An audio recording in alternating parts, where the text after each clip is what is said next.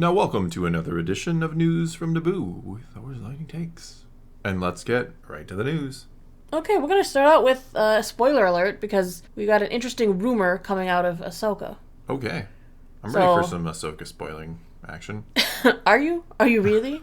I think so. Again, with a rumor, you have to take it with a grain of salt because obviously we don't know anything about the show yet. Well, it hasn't come out, we can't preach the validity mean, of a rumor. It's just interesting. So, the spoiler says, Season 1 of Ahsoka will end with the Rebels team not being able to stop Thrawn from returning to the known galaxy. So that the whole season is kind of be Thrawn in the new beyond or unknown regions, and it will end as he enters the galaxy, which could be a really cool entry point, moving him into movie position, you could say. So this is a big spoiler. That's why I warned everybody. Okay. I don't know if now I wanted to hear that after the fact, but interesting. Hey, people were warned. Okay, fair enough. Put probably big bold red letters, well, major I said spoilers it too, ahead. Major spoilers.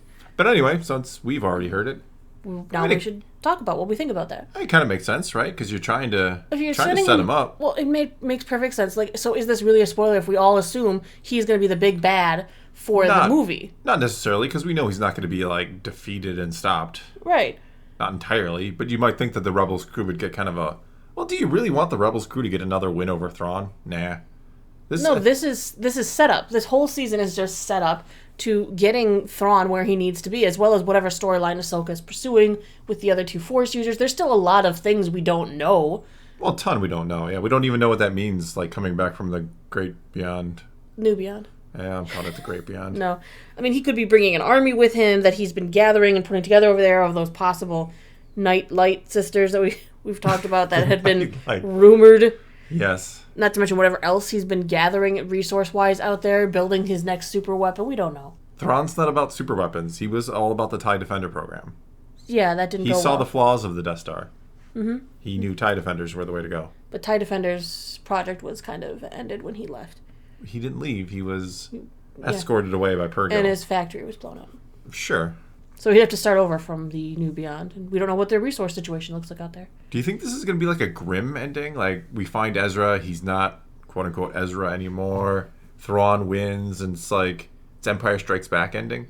Are we that part of the Mandoverse now, where we need that big Empire Strikes Back ending? Well, we need some sort of threat, something that will once again spur maybe seeking out help from Din Djarin, seeking out help from the Rangers of the New Republic who didn't get their own show, seeking help from the New Republic, because you're going to need help when this fleet shows up out of nowhere, rallies the rest of the Imperial Remnant. Heck, I actually would think it would be great if he actually went to destroy the remnants himself, to say that they weren't, true followers anymore. Because some of them were breaking away. Others were like, nah, man, we support Thrawn in that Shadow Council in Mando Season 3.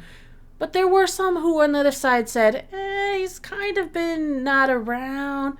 So what's not to say he doesn't come back, clean house, and then start... I mean, he's probably the reason, in my opinion, First Order has its own space. Yeah, we're probably, better or worse, like it or not, probably building to that. Mm-hmm. Well, how the First Order will become a thing. Why they will have their own... why there's an armistice between them and the New Republic. Because maybe the New Republic could not deal with them. Yeah, they kind of couldn't beat Thrawn. And Thrawn wins and sets up his own it could be empire. Thrawn... Well, I mean, we also have to wonder about the Thrawn novels, the new Thrawn novels, the two new trilogies. With the Chiss Ascendancy, but also the Grisk, are this great threat. Like, is that the end game? Is that where Thrawn is going to go off to? Could this be his ultimate defeat? Is that he's not defeated, but he kind of assembles everybody. Maybe him and the New Republic come together, defeat the Grisk, who are a threat to the... Oh, that could be. Our part of the galaxy, and they're like, well, you know what? Since we've worked together, since maybe we can kind of trust each other, you guys get your own part of space. And then they eventually start bending the rules about what they can do out there, and they build an empire. Yeah. I mean, that's an interesting possibility. It could be that the big Filoni movie is the Grisk Wars. That could be something really interesting. It could be. We should see. We shall see indeed. I mean... But that's the rumor. Take it with a grain of salt, and that's kind of what we think of it. Yeah, I think it's a pretty... provided it comes to be real. Yeah, I think it makes sense. I don't know, again, now that I think about it in hindsight, as you kind of point out, it's not much of a spoiler to think that Thrawn is going to end up in a better position than when than the series began. Because if they defeat Thrawn in season 1, he was always a joke. Yeah, you can't. You actually have to have Thrawn win this. Yeah. Because he has to become a threat. Yeah, he has to become a major threat. We have to understand, this is not... You can't have him lose in season 1 and then come back again in season 2 and get another loss. I mean, he's not Moff Gideon. Yeah, poor Moff Gideon. Moff Gideon needed a win in season 3, but I fully believe he's taken off the board to make room for Thrawn. I hope so, in a sense, yeah. Yeah, it's such a tragic end for him. Have you ever heard the tragedy of Moff Gideon in season 3 of The Mandalorian? If that was indeed him. It's a tale Disney's willing to tell, apparently. Mm-hmm. Anyway. Now let's move on to our next story today.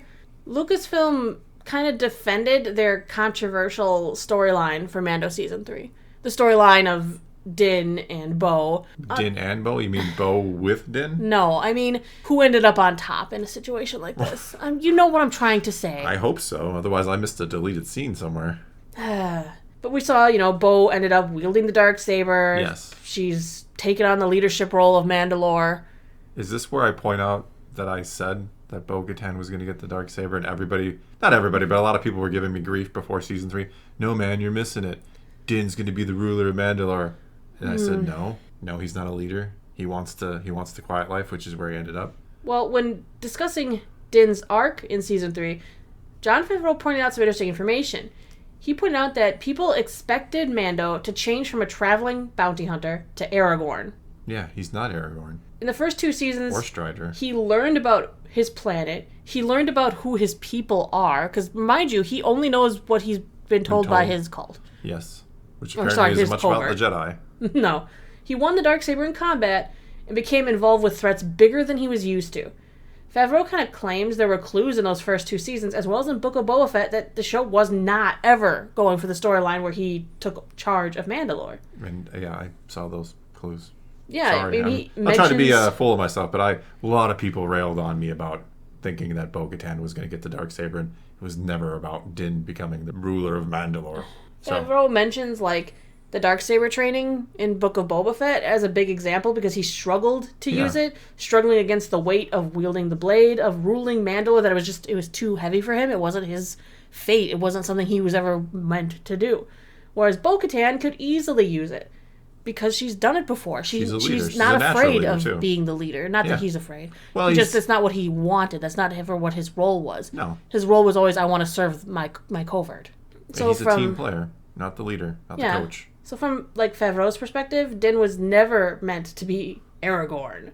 Mando's arc was about him remaining truthful to who he really is, despite the larger-than-life events surrounding him and Grogu. I mean, did you really want somebody leading Mandalore who doesn't know a thing about Mandalore? Not really. The only culture he knows is that small group he's with. He doesn't know Mandalore's history. No, again, he doesn't even know about the Jedi, and that's a huge part of Mandalore history. He knows the very specific creed that he grew up with, and so it's not really surprised. He was surprised when Bo moved her helmet. If he knew Mandalorian history, he would know that they'd kind of do that. Yeah. He would know that the royal family would usually go and get their little thing, their little ceremony down. He didn't even know about the other sects of Mandalorians. He only knew about his own little tiny corner of their culture. He only knew what his covert had. Yeah. He didn't know about the bigger picture, what they've done in the past, about like you said, the Jedi. Yeah. He was a little too green to become the ruler. The biggest problem that they had, though, was because of the fact that Bo-Katan is not from this show originally, because she has so much history in the Clone Wars. Yeah, and even Rebels. Yeah. As fans of those shows, they could see Bo-Katan's right to rule. Somebody who just watches Mandalorian, watching this character going, well, who the heck is she? What gives her the right? Yeah. And yes, they try to tell you, but it's not the same as if you've seen those other shows and you've seen what gives her the right. Where does she travel from? Her sister in the passing of Bo-Katan, her involvement with Death Watch, her involvement with the liberation of Mandalore in Rebels. That's a question I got from many of my friends who are more casual. It's where did Bo-Katan come from? What's her story? Well, sit down and let me tell you a tale, because we got a couple of shows to go through. And Dave Filoni, of course, having all that knowledge, being the one who wrote it, he can easily say to Favreau, this is this character's story. This is why she has a right to rule Mandalore, why she's prepared for it, why she can do it. So it does make sense, and I feel sad that they had to defend themselves on that, but maybe they should spend a little less time on the editing floor and give us more story time. Amen. So that Bo-Katan, I'm sure there were parts in the couple of seasons we got that she kind of could explain her story a bit more. Maybe mention she had a sister. Maybe mention what happened when they tried to go pacifist. I don't know. Could be cool. There just was so much information that they cut out of the show that made people people expect that Din was going to be the leader because he's the character, and so people were upset. Yeah, Filoni has acknowledged this. This isn't us kind of conspiracy theory. This is Filoni saying he cuts a lot of the dialogue to keep the action flowing.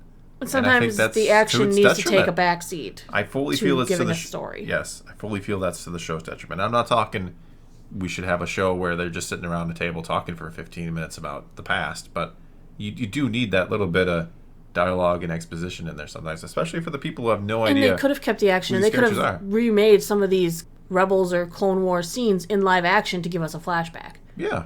Which would have been cool. Would have been awesome. How excited would we have been if you could have saw some sort of a live action remake of Satine's death? Yeah, well, the effect on her sister. Imagine you had Ewan McGregor probably about the same time you were filming these seasons. You had him in studio. You could be like, okay, you've probably never watched Clone Wars, Ewan, but you had this love interest, and we've hired somebody to be Satine, and you're just going to film this one scene. It's going to be for a different show, but fans are going to love it. They're going to effing love it. They're going to lose their minds to see this recreated. You could have had Maul in there. Imagine recreating that scene in live action. How cool that would have been. Mm-hmm. How fans would have gone crazy for that. And then you would have had the people who would have began to understand there's bigger connections here. Maybe this character does have a little more experience than Din. And it wouldn't have been so awkward to see her with the Darksaber for Din to realize that she is the one who needs this. Yeah, or show the fight between Pre Vizsla and Maul, where she made the decision to kind of betray the Darksaber, right? Maul had won it fair and square, and she kind of led the rebellion against that. Mm-hmm. There's a lot of things in Rebels, or Clone Wars, I should say, that really clue you in onto who Bo-Katan is and what the hell is going on with the Darksaber. And what rights does she have? Exactly. So you don't know that. It's just she kind of pops up out of nowhere. It's like, yeah, I'm the leader of Mandalore because I have a castle and I say I am. That just doesn't work as well as the fans who have seen it and know it. Because we're all like, well, yeah, we know who she is, but everyone who watches Mando goes, who's this person? Yeah, I've heard plenty of people I've followed Din's story arc. He deserves it. Yeah, I've seen plenty of people like, I didn't like season 3 of Mandalorian because of Bo-Katan. I didn't understand where she came from, what she's all about. And I'm like, well, actually, again, there's this long story that would make it make sense. I'm not saying it should have been the Bo-Katan series. I'm not saying you can't.